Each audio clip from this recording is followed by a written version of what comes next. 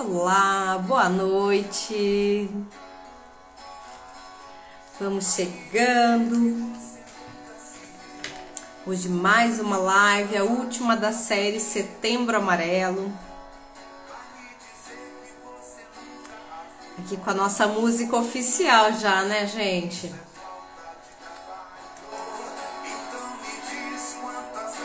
Ritinha, Rô, bem-vindas. Fátima. Boa noite, pessoal. Estamos chegando. Lourdinha, Essência e Saúde. Bem-vinda.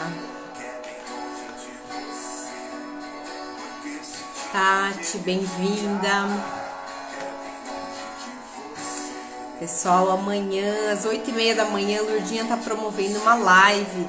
Um movimento de cura do Terapia em Ação. Isso aí, Shirloca, bem-vinda, boa noite, pessoal, vamos chamando as amigas aí para essa live. Hoje é a última da nossa série Setembro Amarelo.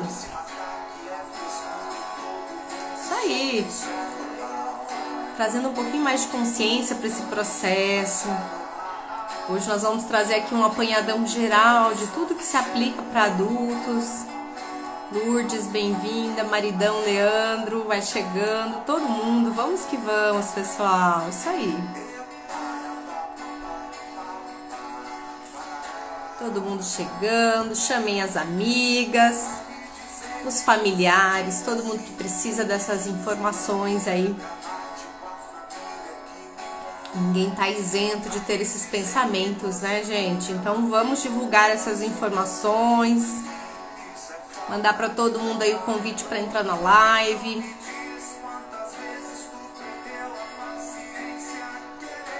Isso aí, vamos lá.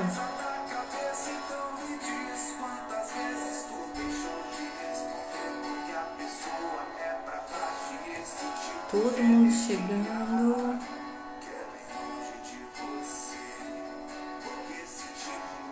Isso aí, vou convidar aqui minha amiga Shirloca para estar comigo nessa noite, trazendo mais informações sobre esse tema tão importante.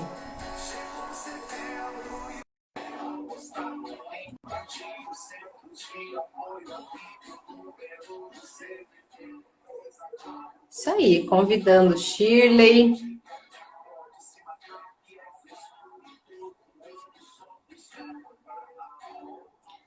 Boa noite, Vera, Leonirce.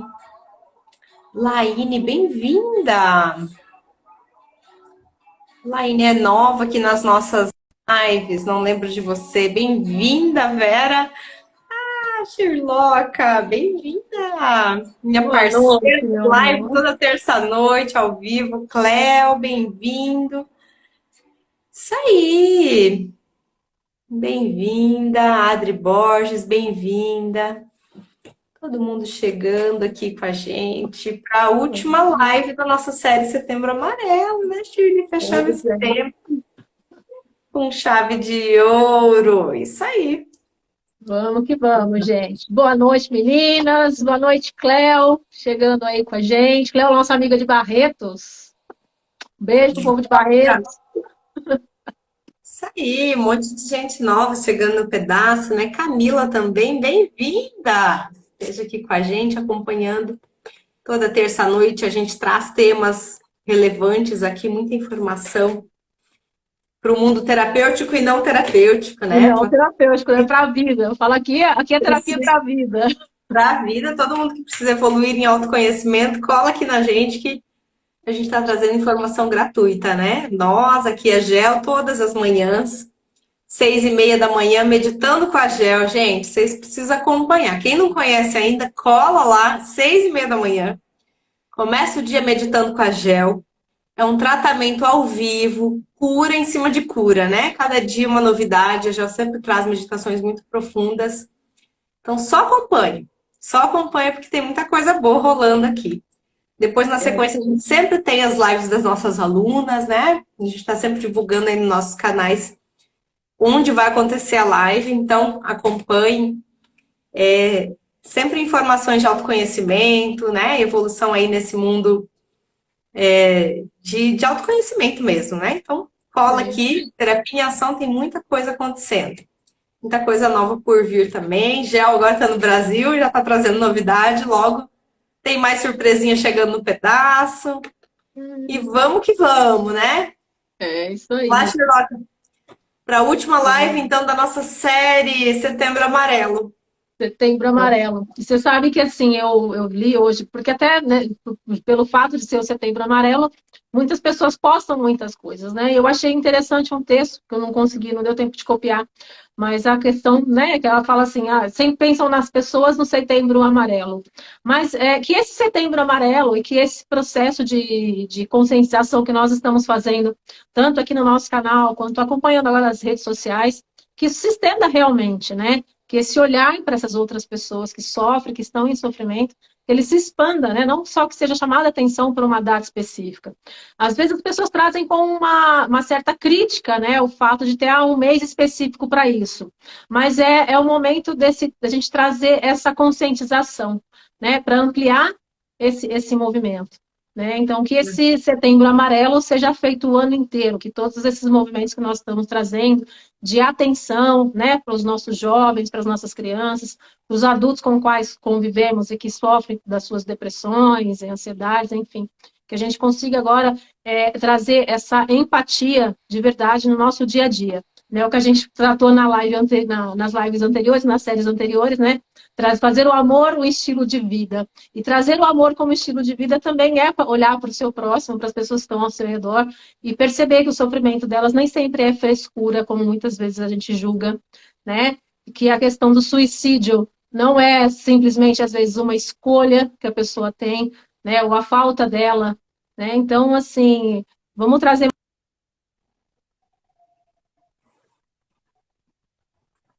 Ai, gente, travamos.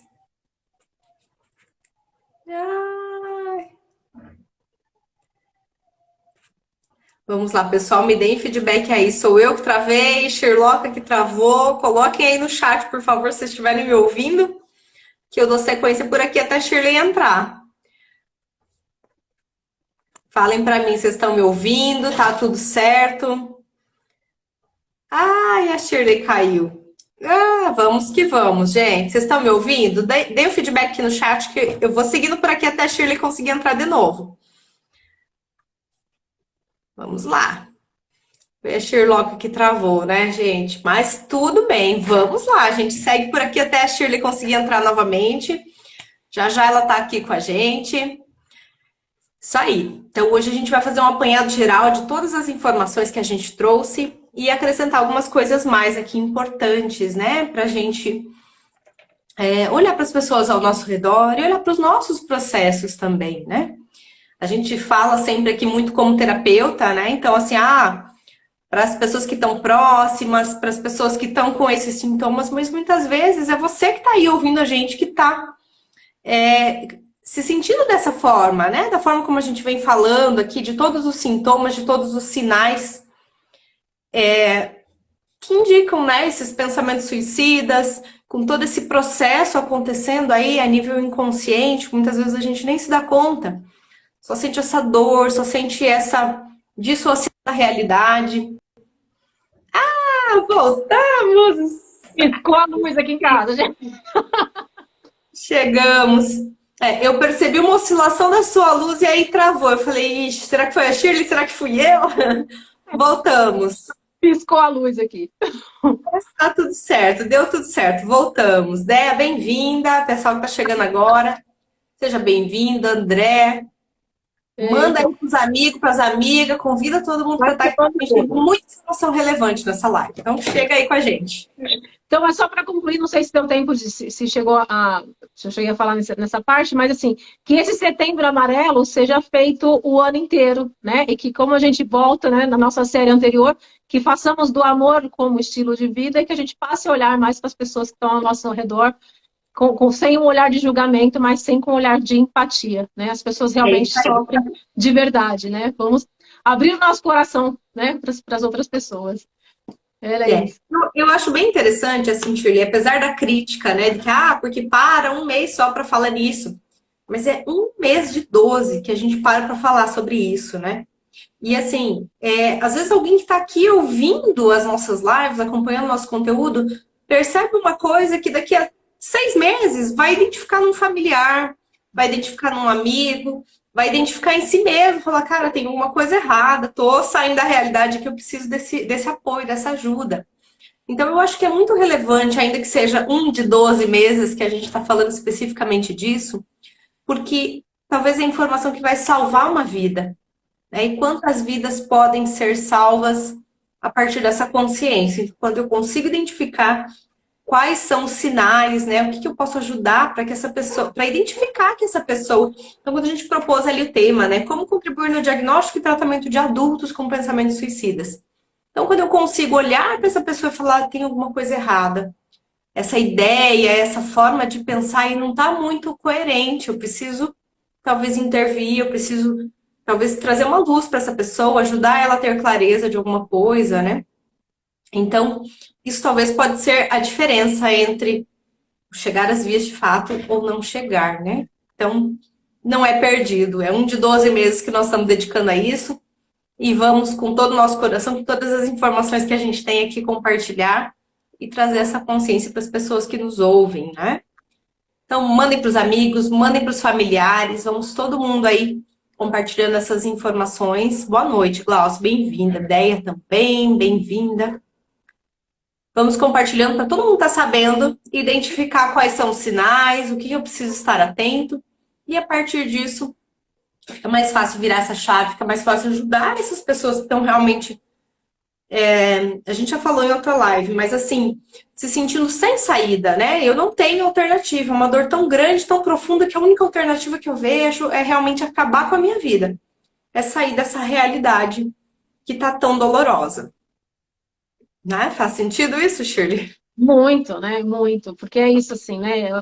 É a última, a pessoa não tem mais saída, não se vê, né? É aquela coisa dos 3 Is, né?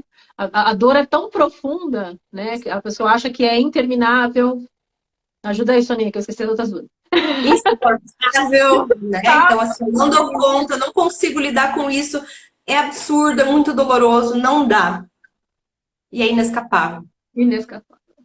Eu não tenho saída, eu não tenho para onde correr, eu não tenho a quem recorrer, eu não posso contar com ninguém para isso. Ninguém vai me entender quando eu falar sobre isso.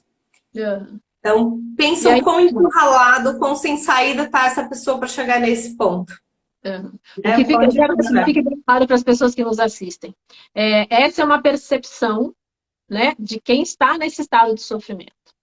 Né? Então, assim, você sempre acha, quem está de fora acha que tem saída, né? A gente quer ajudar de todas as formas, mas compreenda que a pessoa que está nesse estado, ela já não consegue ter uma percepção clara das coisas.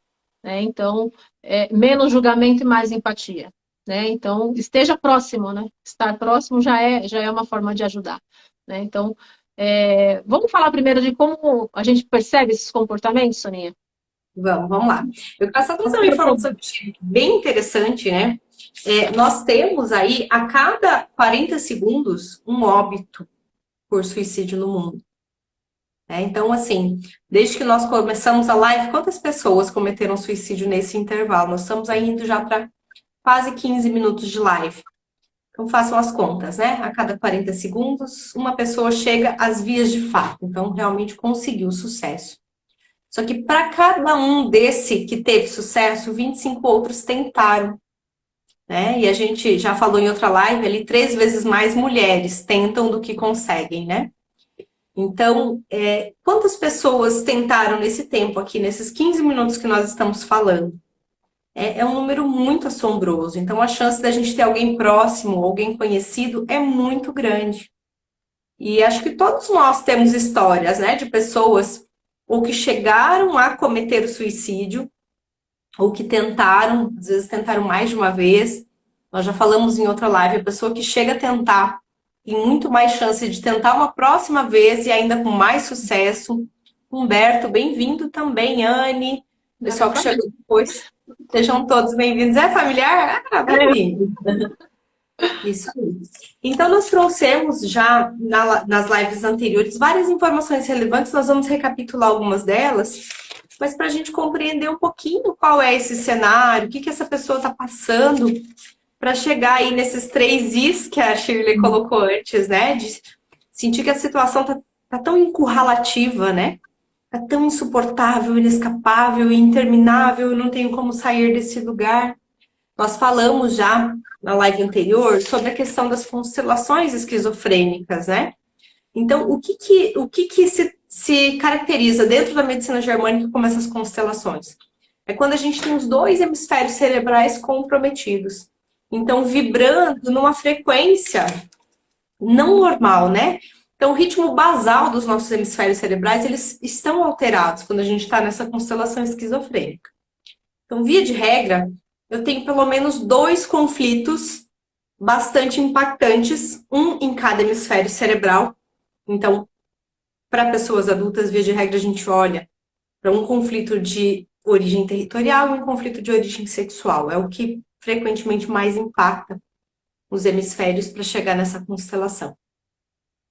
Mas a gente tem uma outra questão que é bastante importante, eu não lembro se já falamos sobre isso, mas assim, pessoas que fazem uso habitual de álcool ou outras drogas podem ter essas constelações ativas com apenas um conflito. Então, eu tenho um conflito, por quê? O que nós já trouxemos na live anterior? O que faz com que o indivíduo que tem pensamentos suicidas chegue realmente às vias de fato é a oscilação do comportamento depressivo para o comportamento maníaco, né? Que é um pouco mais agressivo, que é um pouco mais ativo.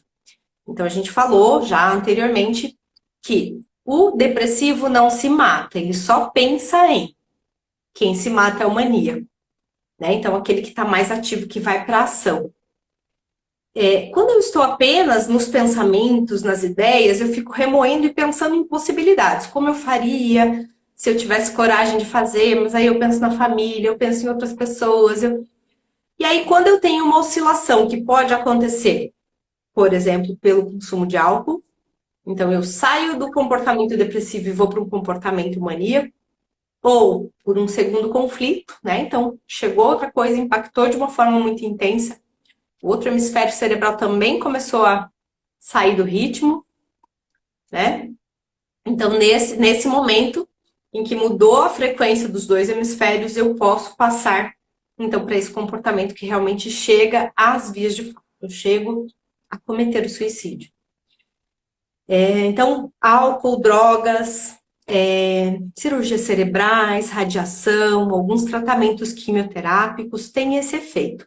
Com apenas um conflito, eu posso me tornar essa pessoa maníaca, eu posso realmente partir para essa ação, né? E posso cometer o suicídio, ainda que eu não tenha demonstrado sinais anteriormente. Então, eu apenas sou uma pessoa depressiva, mas nesse momento em que eu vou para o bar, e isso é o que justifica muitas pessoas, às vezes, esse comportamento maníaco mata ou morre, né? Ou se mata ou mata alguém.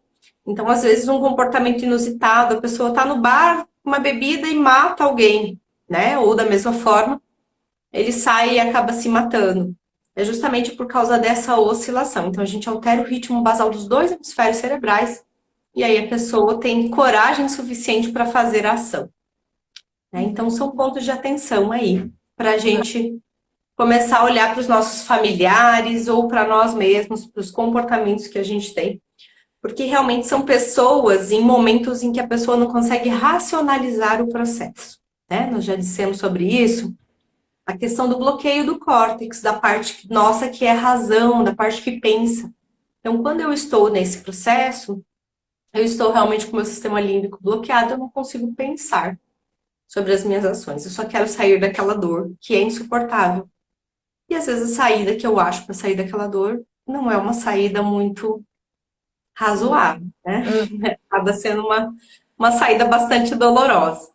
Mas, Soninha, é importante falar, principalmente dessa questão de quem utiliza o álcool, né? Com muita frequência. Porque às vezes tem alguns comportamentos que a gente sempre acha que é normal porque a pessoa está em estado alterado de consciência. Você acha que é normal. Mas a pessoa acabou de passar por um estado de estresse, um luto, uma separação, né, uma discussão com alguém, e que ela já tem, né, esse tipo de comportamento depressivo ou maníaco, né? Ou um ou outro. e aí tem a constância do álcool, muitas vezes você escuta algumas falas e deixa para lá porque a pessoa não está muito bem. Mas observem a frequência, porque ela não está muito bem, tem as falas, então isso pode vir a acontecer. Então, assim, o que a gente percebe, principalmente em tudo que a gente estuda em relação ao suicídio, é que muitas das vezes nós não demos atenção para as falas das pessoas. É Né? isso Então, a aí. coisa fica assim, ele está falando isso porque está alcoolizado. Mas veja a frequência. E uma hora, nesse alcoolizado, a pessoa pode chegar, às vezes, para prejudicar não só ela, como outras pessoas. Né? Então, é grave, sim. Né? É isso Tomar aí. cerveja no final de semana é uma situação. Né? A tomar cerveja com a frequência, junta com essas questões, esses conflitos, e aí que a Soninha está trazendo para a gente. A pessoa que faz o uso do álcool constantemente, com apenas um conflito, ela é capaz de ir às vezes de fato.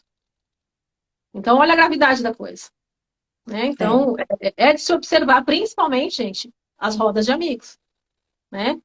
A gente percebe quando as pessoas, né, não estão muito bem, estão passando por algumas situações de estresse, fiquem atentos. Né? Não deixe essa pessoa sozinha. Porque às vezes também tem aqueles amigos que são amigos só na hora do copo. Na hora do sofrimento também o povo desaparece.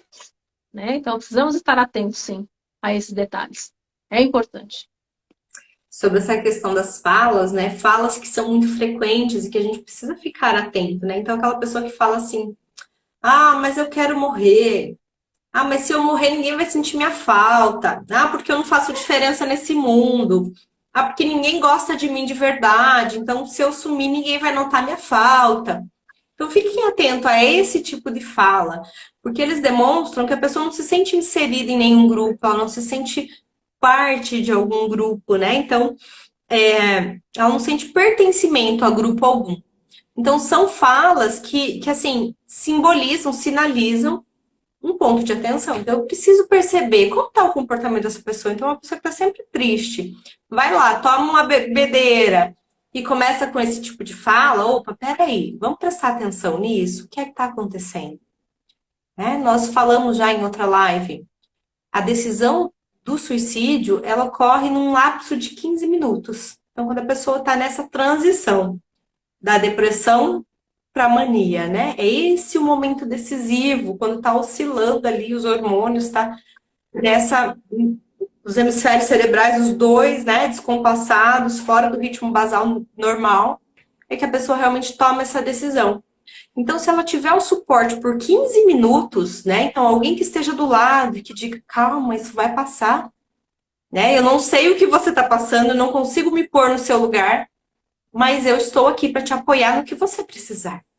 Então, essa é a diferença entre uma pessoa que chega a se matar e uma pessoa que não chega. Porque se ela tiver esse suporte por 15 minutos, esse pico vai passar e você vai conseguir contornar de outras formas, né? Então, lembrando, sempre é necessário fazer o acompanhamento médico, né, com terapeutas, o terapeuta da sua confiança, para realmente compartilhar qual é essa dor, qual é esse sofrimento que realmente está te colocando nesse extremo, mas, sobretudo, para nós que estamos perto, ou mesmo, né, se você que está aí assistindo a gente se identifica com essas falas, se identifica com esse sentimento. Então, eu estou sempre muito triste, eu estou sempre muito desanimado, e de repente começa a vir esses pensamentos negativos de que tudo dá errado, ninguém me ama, ninguém quer saber de mim, se eu sumir ninguém vai sentir minha falta. Então fiquem atentos, né? Vamos buscar ajuda, vamos compartilhar com pessoas próximas, com alguém em quem você confia, né? Buscar esse apoio realmente, porque sabendo que quando você entrar nesses 15 minutos, você não vai conseguir racionalizar sobre isso, porque teu córtex está totalmente bloqueado. Então não confie, eu vou sair sozinho dessa. Não existe sair sozinho dessa, nós já falamos disso, né? Então, assim, nesse momento, a pessoa está totalmente dissociada da realidade. Como a Shirley colocou os 3 Is, né? A dor é tão insuportável, inescapável, então eu me sinto tão encurralada, eu não tenho como sair desse lugar. Né? É um medo tão grande da vida, das coisas que estão vindo à frente, das coisas que estão vindo atrás, né? O medo frontal, o medo da nuca, algo que eu não sei exatamente o que é, mas eu tenho muito medo. Isso não acaba nunca. não vai acabar, não vai passar. A sensação no momento que você está passando pela crise é que isso não acaba nunca mais. Então, a dor é tão insuportável que a pessoa só vê essa alternativa. Então, talvez se eu me matar, isso acaba, para de doer, para de incomodar. Mas não é assim. São 15 minutos. Então, não confie que você vai sair sozinho, porque dificilmente você consegue no momento da crise, né? Você precisa desse suporte. Quando a pessoa está na crise, nessa dissociação mais aguda, é literalmente como se ela não conseguisse se autorregular. Então, eu não consigo controlar o meu ritmo de respiração, eu não consigo controlar minha temperatura, eu não consigo controlar nada. Eu preciso de alguém aqui me dando suporte, né? E se você é familiar, se você está próximo, dê esse suporte. Então, seja essa pessoa que segura nas mãos, que olha nos olhos, né? E é interessante, nesses últimos dias eu tenho atendido bastante pessoas dissociadas ou com familiares dissociados. É engraçado, é curioso, porque normalmente, por exemplo, o casal, um tá dissociado é o outro que busca terapia, né? Fulano não aceita, eu não sei mais como lidar, eu não sei como tirar ele dessa situação, eu preciso de ajuda, né? Então vem para terapia a esposa para tentar ajudar a tirar o marido dessa situação. Então a dica que a gente tem é: seja essa pessoa que está ali disponível, que se põe à disposição, que segura nas mãos, né? Lembrem do contato físico. Essa pessoa precisa sentir que ela tem suporte, sentir que ela está em segurança. Então transmita palavras de segurança. Lembrando que o que dissocia, via de regra, é a sensação de alguma ameaça externa. Algo que está aproximando, que eu não sei como lidar. Então, seja essa pessoa que coloca: não, você está seguro, tá tudo bem, eu estou aqui para lhe apoiar. O que você precisar, eu vou lhe atender. Estamos juntos, né? Se coloque à disposição realmente, porque isso pode ser o determinante entre passar esses 15 minutos ou não passar. É. Agora tem uma outra dica importante também, Soninha, porque às vezes no nosso desespero de querer ajudar alguém assim, às vezes a gente comete alguns erros também, né? Tem as pessoas que vão lá: eu tô aqui para te apoiar, porque eu já passei por isso. E às vezes, neste momento de crise, não é o que a pessoa precisa ouvir, né? Você falar de você na hora que é a pessoa que está passando pela situação de estresse, não é legal. Porque ela vai se comparar com você, que superou, e ela vai se sentir pior ainda, porque ela não está conseguindo. Entende? Então, assim, às vezes, na hora Exatamente. de ajudar, a gente precisa tomar esse certo cuidado, né? Principalmente se a pessoa estiver nesse momento de crise. Se a pessoa estiver nessa crise, coloque-se à disposição. Mas não traga mais um comparativo para ela. É muito comum isso que você está falando, Shirley, em mães em relação a filhos adolescentes, principalmente, né? Então a gente quer. Marquinhos dizendo: bem-vindo a Portugal. Vamos lá, Portugal. Assim, né? Muitas vezes o filho está ali contando alguma história, alguma coisa que aconteceu, alguma dor que ele quer compartilhar. E a mãe fala assim: ah, não, quando eu era adolescente, quando eu tinha sua idade, eu passei por isso, minimizando a situação. E aí aquele adolescente olha para a mãe e fala assim: cara, ela tá aí viva, e eu tô aqui morrendo de vontade de me matar, porque eu não aguento mais a situação. É Então, isso que o assim, Marcos está fazendo aqui, ó. Vai contar o seu problema e escuta o problema do outro. É isso. E assim, gente, acontece muito, principalmente mamães e papais fazem isso. Falo porque eu fiz isso até ontem. Meu filhote está aqui comigo. Semana o filhote está aqui comigo. E e, realmente ele trouxe para mim esses detalhamentos também, né? Dos momentos de sofrimento dele. E que realmente, às vezes, a gente trazer o comparativo não é a melhor opção. Não é a melhor opção. mas Porque mais sofrimento, né? Porque naquele momento a pessoa não está conseguindo virar a chave. E quando ela vê isso, ela fala assim: não, mas fulano conseguiu e eu não estou conseguindo. Então eu devo ter um problema muito sério mesmo. Eu não vou sair mesmo desse. Se ela saiu e tá aí, eu tô aqui e não tô conseguindo sair, eu não vou sair nunca mais, né? Então isso acaba minando a força ao invés de dar uma força maior. Isso em relação a qualquer problema do outro. A gente precisa exercitar mais a escuta, né? Então, tentar entender o que o outro está precisando nesse momento que é tão difícil. Né? Então, agora, para trazer um pequeno olhar pedagógico, a agora, maior sempre. pedagoga, gente. A pessoa não adianta, não foge da educação.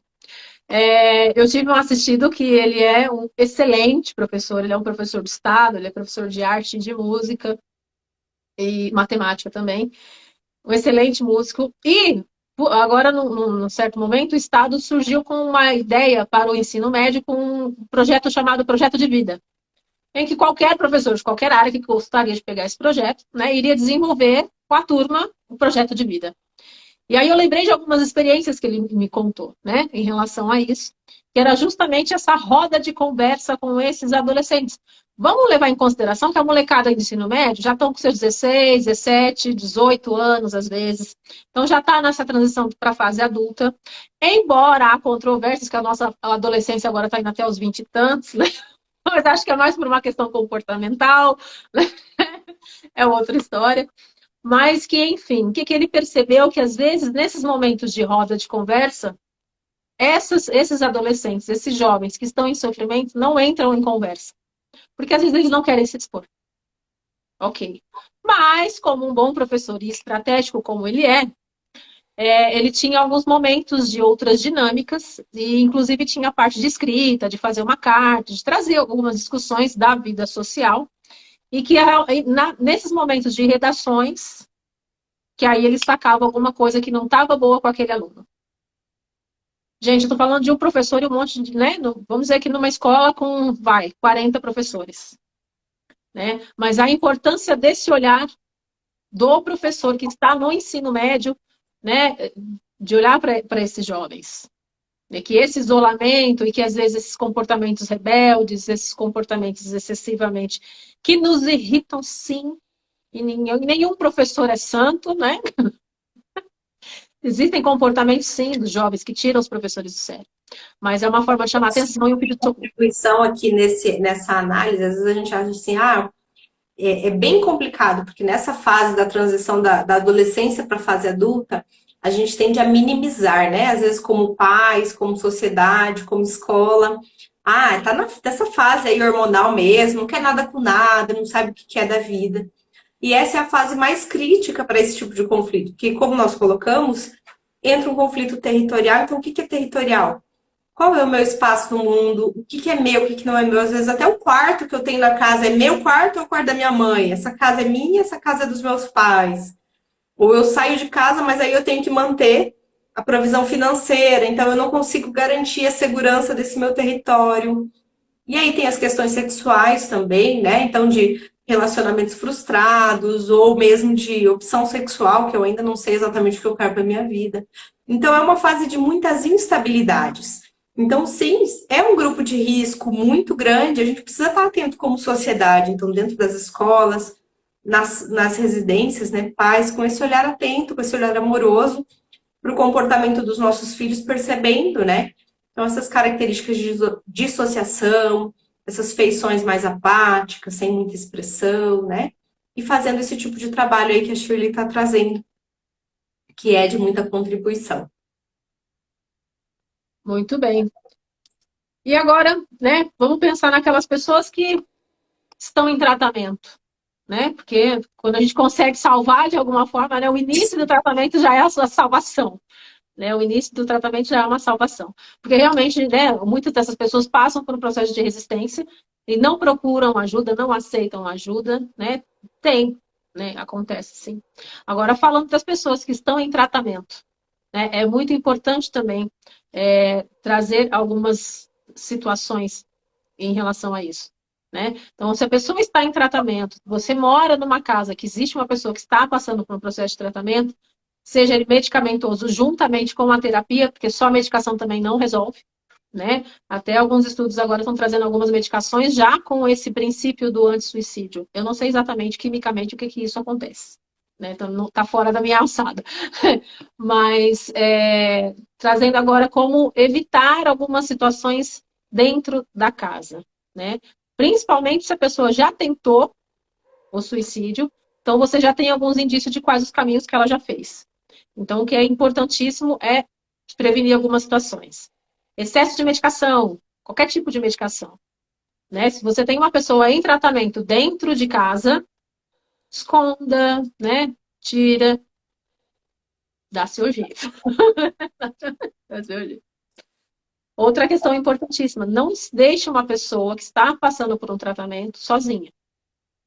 Pessoa em tratamento, sozinha, ela corre o risco de ter um pico e não ter ninguém ali. E aí, como a É, Tuca colocou, são os 15 minutos decisivos. é Né? isso aí, exatamente. E aí, o ponto é, quando você toma uma medicação para depressão, ela, muitas vezes, a medicação atua justamente baixando o hemisfério depressivo, então, reduz um pouco essa vibração. Só que, como eu disse, você está com os dois hemisférios alterados. Então, é nesse momento que ocorre a transição da depressão para mania. E aí é ali que acontece os 15 minutos. Então, nessa fase de adaptação da medicação, é o momento mais crítico. Depois que a medicação é adaptada ao organismo, tudo se estabiliza. Mas esse processo, e às vezes assim, no começo do tratamento psiquiátrico, o médico não sabe exatamente qual medicação vai dar certo para essa pessoa. Então, tenta uma medicação por alguns dias, aí a pessoa tem sintomas, efeitos colaterais, tenta outra medicação. Então, essa troca, essa oscilação de medicação é um momento muito crítico, que a gente precisa sim estar atento ao comportamento dessa pessoa nesse momento. E estar por perto, para dar esse suporte nesses 15 minutos que ela vai precisar, com toda certeza. E aí tem outras questões também, né? Evitar, tipo, se a pessoa já se tentou alguma situação com objetos cortantes, então ficar atento a isso. Às vezes a pessoa entra no banheiro, fala, vou pegar uma gilete para depilar a perna. E aí outras coisas podem acontecer. Né? A pessoa está no banho, você não está vendo o que está acontecendo. Alguma coisa pode estar acontecendo. Pode. É, Eu já, eu já acompanhei relato de adolescentes que fizeram exatamente isso que a Shirley está relatando aí. Então, entra no banho e é os 15 minutos que usa para tentar cortar os pulsos, né?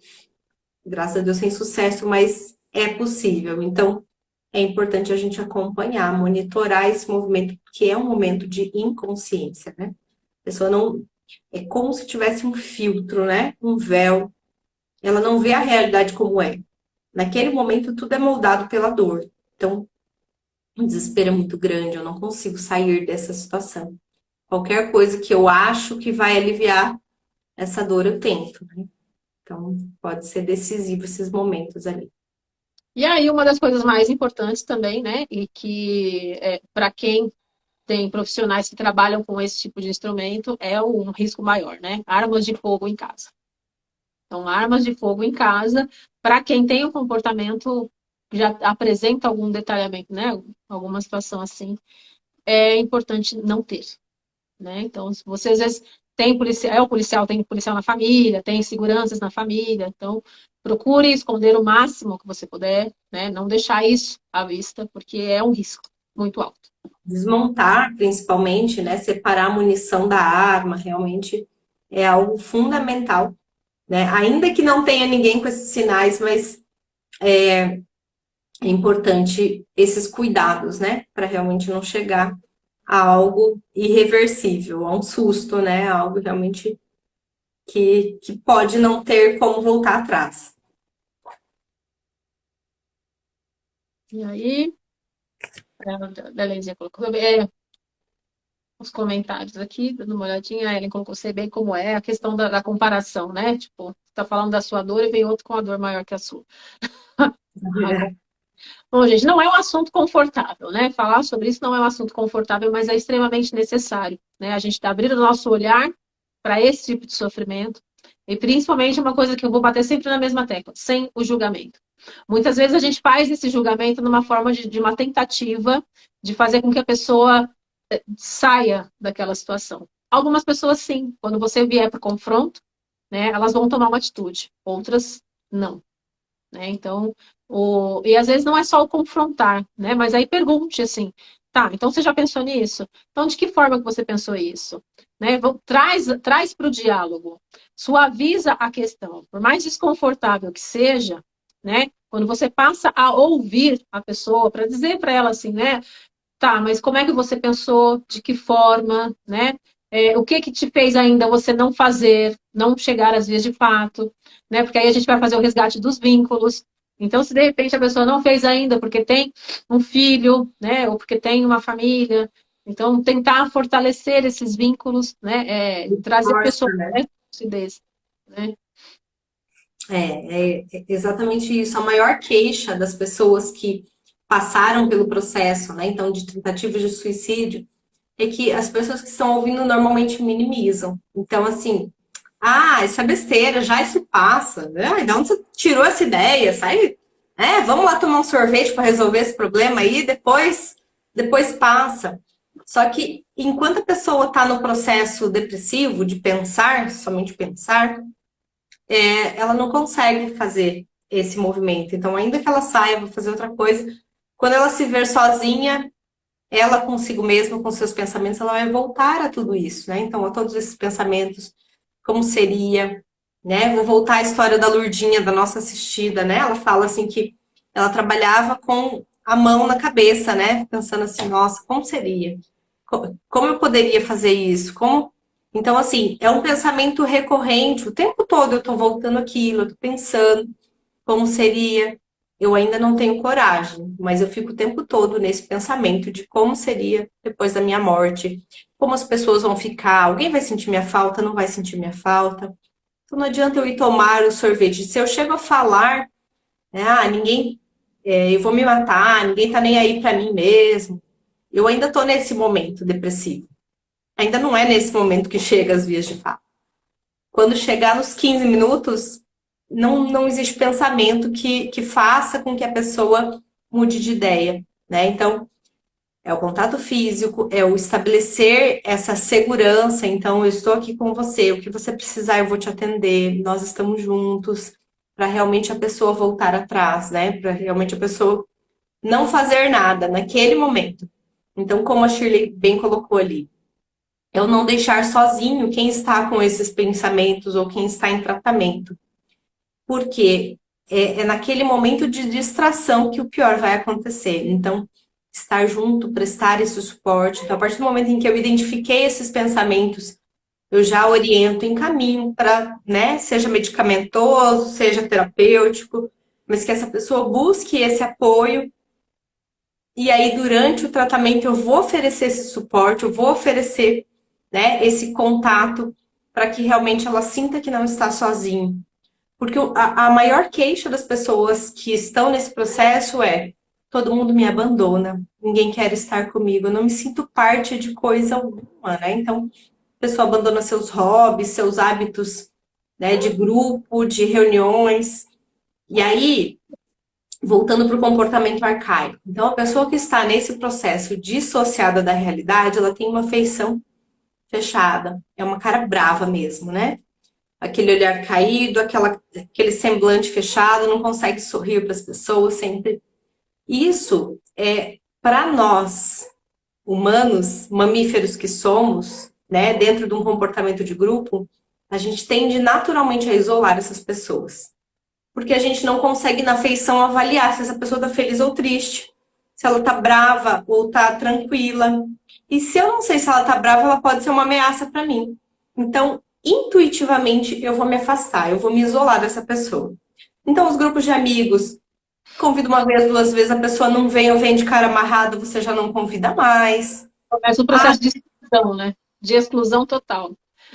É. naturalmente vai se acontecendo. Claro que a pessoa vai se excluindo, e às vezes a gente até atribui, né? A pessoa se excluiu, ela não quis mais vir. Mas qual era o processo que ela estava passando que fez com que ela não quisesse mais, com que ela não quisesse interagir, não quisesse estar no grupo? Então, é complicado esse momento e a gente precisa estar atento, né? Então, sinais de que essa pessoa está entrando nessa dissociação, está começando esse movimento, né? Então, a pessoa que não tem projetos para o futuro, ela não tem sonhos, ela não tem planos. Quando você conversa, ela fala assim: nem sei se eu vou estar viva amanhã, então vamos viver hoje, tá tudo bem, tá tudo certo. Mas sem brilho nos olhos, sem alegria, sem felicidade, aquela coisa assim de desesperança mesmo. Não quero nada com nada, deixa as coisas correrem, né? A pessoa que se sente desesperada com alguma situação, então, agora na pandemia aconteceu com muita frequência, né? Essa dissociação, aquela pessoa apavorada, que tudo é ameaça, que Se eu pegar Covid, eu vou morrer. Quanta gente a gente ouviu que, se eu pegar Covid, eu vou morrer. Às vezes nem morreu de Covid, morreu de suicídio. Não é? Porque o medo era tão grande, estava tão apavorado que não via saída, né? E essa coisa da pandemia é complicada, porque eu tenho ameaça de todos os lados, eu não sei quem está contaminado ou não. Então, realmente, se a pessoa está nesse processo de dissociação, fica muito desesperador. Eu não consigo avaliar qual é o perigo, de onde está vindo. E aí, a alternativa, às vezes, é a mais triste, né? E a sensação que nós colocamos ali de desamparo, de solitude, de querer sempre estar sozinho, sempre fechado, isolado. Eu não consigo me incluir em grupos que habitualmente eu estava, então grupos de amigos, grupinho do futebol, coisas que eu gostava de fazer, eu já não tenho vontade de fazer mais, eu só quero ficar no meu canto, ficar recolhido. Então são sinais muito claros que a gente pode notar entre as pessoas que a gente ama e a gente pode olhar para o nosso comportamento também. Então, poxa, olha, sabe que eu tô assim? Não consigo ter plano, não consigo pensar em nada para o futuro, não consigo nem pensar se eu vou estar vivo ou não vou estar vivo amanhã. Não quero mais estar com pessoas, eu quero só ficar fechado no meu canto. Se eu puder dormir o dia inteiro, eu vou ficar na minha cama, no escurinho, cobertinha na cabeça. Então vamos olhar para isso, gente, antes de chegar nesse extremo, né? É nesse momento que a gente precisa buscar ajuda. E aí, claro, depende do estado, o nível, a gente consegue, às vezes, com o processo terapêutico, ajudar essa pessoa a se reconectar, a voltar para a realidade, né? A baixar esse véu que está ocultando a visão da realidade.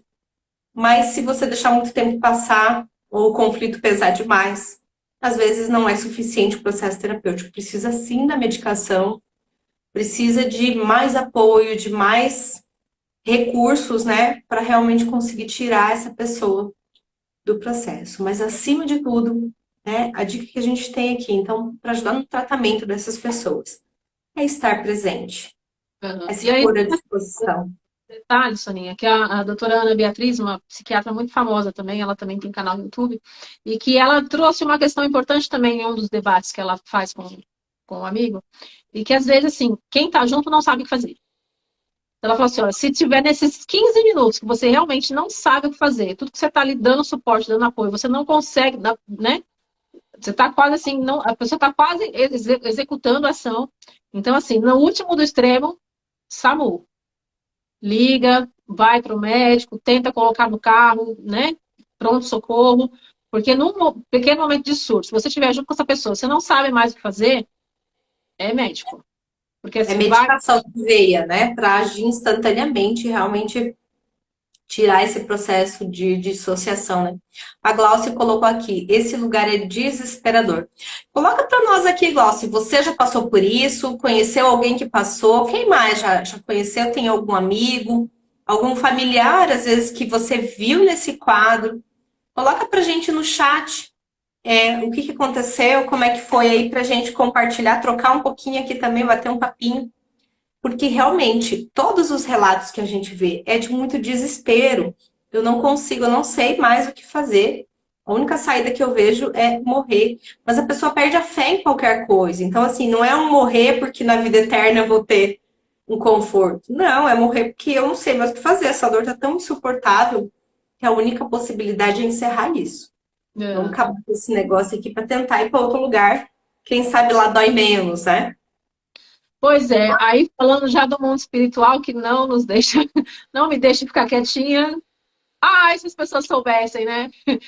Que nesse movimento de suicídio, do lado de lá, a coisa fica um pouco pior. A Glaucia tá falando aqui, ó. Eu passei sim, Lurdinha também, né? Eu estive nesse quadro por muitos anos. Gente, Lurdinha tá lançando um artigo maravilhoso, com muito conteúdo relevante aí, falando um pouquinho desse processo depressivo, né? Quem sabe a gente já vai estar publicando aí daqui a um tempo um material bem legal, né? Aprofundando um pouquinho mais e contando um pouco da experiência dela também, né? Nesse processo todo. A Glaucia tá me colocando, eu quase cheguei às vias de fato. E aí, teve apoio ou não teve apoio, Glaucio? Como é que foi que você conseguiu não chegar às vias de fato quando estava nessa dor? A Paula, a pessoa quer se livrar da dor e, na verdade, não morrer. É Exato. isso, a pessoa... Gente, o que a gente precisa entender? A pessoa não está racionalizando. Ela não consegue pensar o que é morrer. Ela só está nesse desespero de querer correr para algum lugar E às vezes o correr para um lugar que vai ter uma consequência irreversível, né? Então, eu quero acabar com isso, eu quero parar esse processo que está doendo demais. A Lurdinha concordou aqui, ó, justamente. É isso aí. Não é assim, tipo, não consigo medir a consequência desse ato que eu tô fazendo. É só encerrar. A Glaucia colocando dura que eu sabia do outro lado, mas Deus me tirou de lá. Meu marido, a Vera, olha, meu marido tentou 3 vezes, né? E a importância de estar ali no suporte. Gente, isso é muito importante também. A pessoa que tenta uma vez tem muito mais chance de tentar novamente. Porque o sistema neural dela já conhece o caminho. Então, para chegar em outro surto, o caminho está encurtado. Enquanto ela não olhar e fizer um processo terapêutico bem profundo, chegando lá na origem, lá no primeiro conflito que começou todo esse processo, e a gente sabe que o processo terapêutico também às vezes é dolorido, né, Shirley? A gente passa aí tem que revisitar algumas dores, olhar para isso, mas esse é o caminho. Então a gente vai olhando, compreendendo, trazendo consciência para realmente conseguir virar essa chave. Simone está contando uma historinha aqui, ó. Ouvi contra fato onde os pais revezavam dia e noite na vigília para impedir o filho. E acabou acontecendo. Fazia dias e já estavam praticamente dormindo sentados e não conseguiram. Ela colocou aqui, eu vi contar. E às vezes é isso, porque é os 15 minutos. Então, por mais que se reveze, fique o tempo todo junto, é aqueles 15 minutos que um deles pegou no sono que é suficiente, né? Então, a Shirley trouxe ali a questão espiritual. É complicado a gente abordar, existe muita coisa de crença sobre isso também, mas a gente sabe que existe uma influência espiritual, porque assim, quando a pessoa está nesse processo de dor, ela não consegue manter uma frequência vibratória elevada, né? Nós já falamos aqui da escala das frequências. Então, assim, e já falamos também a questão da sintonia. Então, eu atraio para o meu campo tudo que tem sintonia com aquilo que eu vibro. Então, se eu estou numa dor muito grande, eu vibro em dor, eu vibro em vergonha, eu vibro em raiva, eu vibro só nas frequências mais baixas, ódio, rancor. E é isso que eu estou vibrando. E quando eu mando essa frequência para o universo, eu atraio para o meu campo tudo que tem essa frequência. E nesse momento, muitas vezes, o que acontece? Muitos obsessores se aproximam, né? Então, nós já acompanhamos casos de pessoas com pensamentos suicidas e que os pensamentos não eram necessariamente dela, né? Então, ainda que tivesse toda essa dor, mas existiu uma influência de processos obsessivos. Então, assim, não dá para a gente detalhar muito, mas isso acontece também, né? Então, a partir da frequência que eu vibro, que eu emano para o universo, eu atraio para o meu campo essa frequência também. Então, se eu já estou nesse pensamento, eu atraio outros seres que vão reforçar essa ideia. Então, isso torna os 15 minutos ainda mais difícil, porque eu já estou dissociada da realidade. Eu já estou numa dor extrema, eu ainda ouço um monte de vozes falando comigo aqui, dizendo: vai lá, vai ser muito bom para você, vai acabar essa dor, resolva esse problema. É assim que você resolve. E realmente é o que determina. Essas vozes realmente às vezes fazem com que a pessoa se jogue, né? Então, realmente existe muita influência, né, externa em relação a isso. A Mas é isso. Glaucia colocou: a minha chave virou quando eu comecei a estudar ao autoconhecimento, tratamento e psicanálise. Tratamento e psicanálise é fundamental, né? Para a gente compreender onde essa dor começou, por que eu estou acumulando tanta dor, por que eu estou tão apegada a essa dor, carregando isso comigo, e como eu posso sair desse processo, como eu posso virar a chave, né? A Paula colocando aqui, por isso a importância do suporte espiritual também. Sim, tratamento energético, gente, é fundamental, porque nosso sistema nervoso também responde a impulsos elétricos, né? A impulsos energéticos. Então, o tratamento energético por si, ele já ajuda também no nosso sistema nervoso para virar essas chaves, para voltar ao ritmo basal do nosso cérebro. Então, o tratamento energético é fundamental para a gente virar essa chave. Ajuda e acelera muito o processo. Ah, mas eu não posso só buscar a terapia convencional? Pode. mas muitas vezes vai demorar muito mais tempo, porque você fica no cognitivo. E nós já falamos, né? O nosso córtex está bloqueado, então eu consigo racionalizar o processo? Eu consigo pensar sobre isso? Às vezes, Talvez não. Enquanto eu não trabalhar energeticamente para liberar esse bloqueio, soltar essa trava e trazer para o córtex, eu não consigo.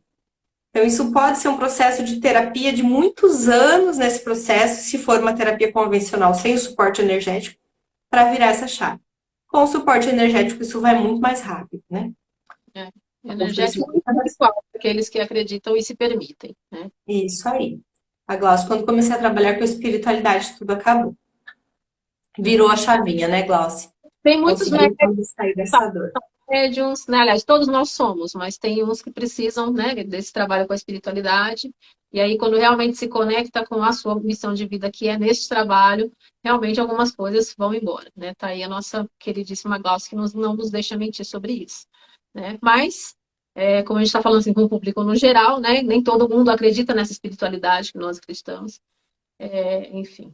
Até porque, às vezes, muitas das religiões, algumas falas, não vamos dizer as religiões, né? Falas de alguns líderes, né? E que ao invés de tirar a pessoa da dor, potencializam, né? Pela questão do julgamento, pela questão do padrão, Culpabilizam, né?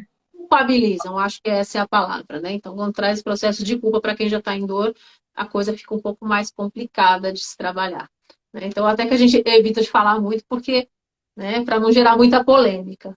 Para aqueles que se permitem, que estão dispostos, que realmente estão buscando um tratamento completo, né, gente, um tratamento completo. Para quem está em sofrimento, principalmente, né, nesse pensamento suicida, é energético, espiritual, cognitivo,